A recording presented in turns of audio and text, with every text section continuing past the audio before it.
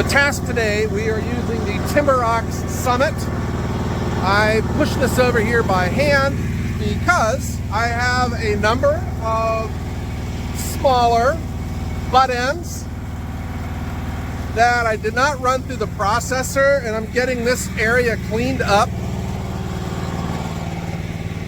And I'm just making things easy on myself. And there's a lot of cherry, even though cherry's down here, I'm just gonna stack it right here. I'll try to keep the cherry and the maple separate. There's a couple oak in there as well. But we'll be making value-added firewood out of the majority of these. I cut them at 16 inches. And the uglies, I don't know, there's some weird pieces in here. I backed my truck here to throw in the uglies, which will be going back to my woodshed at the house, and that will be heating our house next winter. So I thought you guys could hang out with me and let's watch the TimberOx Summit work. I have my LogOx hauler. The thing is, there's a holder that they gave me that bolts onto the back of this, and you know, I haven't put it on yet, amongst other things around this yard that I haven't done. Let's watch this thing run. It's fast, it's powerful. It has a 4-way knife, but I will probably be just using the single knife. It's my bias. I like running a fast cycle single knife. I think it works great. And here we go, guys.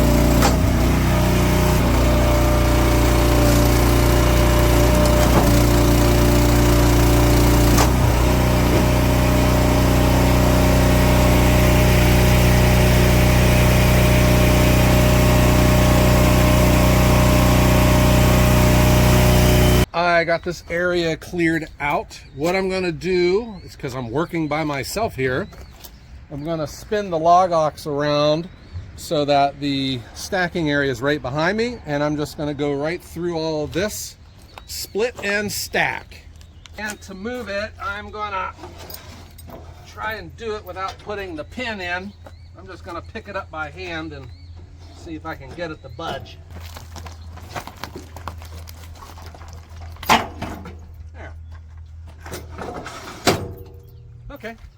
I think one of the things you want on a splitter like this is that you want to be able to move it around by hand. You can't really pick it up by the table, but I leave the drawbar in and I can get it done.